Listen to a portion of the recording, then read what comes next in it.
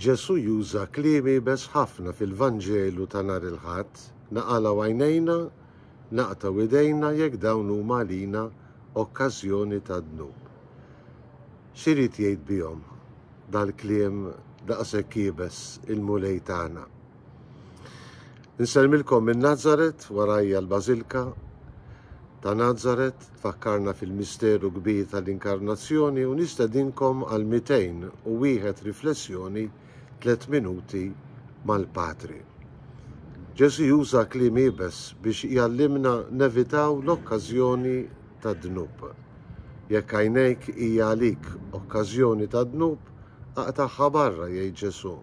Jekk idejk hija okkażjoni ta' dnub, aqtaħħa barra għax aħjar tidħol fis-saltna mingħajr għajnejn jew idejn milli tinżel fil-qiegħ fl-abbissi tal-infern. Huwa kliem ibes ħafna. Ġesu ta' semitiku li kien, lingwaġġ semitiku huwa ċar u forsi xi kultant eżaġerat.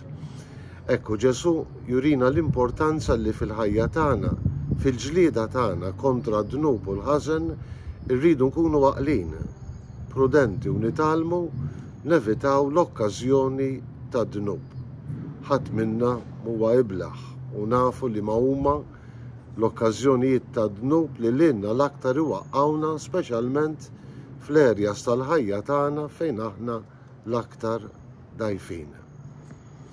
Ġesu juża dan il-kliem ibes biex jixprunana dejjem nażlu it-tajjeb. Nerġa' ngħid inkunu għaqlin, orrief, billi nitalmu li ma huma dawk l-erjas ta' dufija li l-aktar iħajruna u mbagħad sfortunatament iwaqqawna fid-dnub. Ġesu jiċċalenġjana, jisfidana biex nimxu fit-triq tal-qdusija. Ġesu jiċċalenġjana, jisfidana biex nimxu warajh. Mhux biss nagħmlu t-tajjeb, imma nissieħbu wkoll miegħu fil-battalja kontra d-dnub u kontra il-ħażen. Kemm aħna lesti nagħmlu dan. Ġesu jagħtina wkoll żewġ pariri oħra li nkunu tolleranti b'mod partikolari lejn dawk kollha li bħalna jemmnu fi Kristu u li niddefendu dejjem iċkejken, il-vulnerabbli, il-persuna l-aktar dgħajfa. Nevitaw li nkunu okkażjoni ta' skandlu, jiġifieri okkażjoni ta' tfixkil, speċjalment lil ħutna li huma dgħajfa fil-fidi. 3 sfidi li joffrilna Ġesu.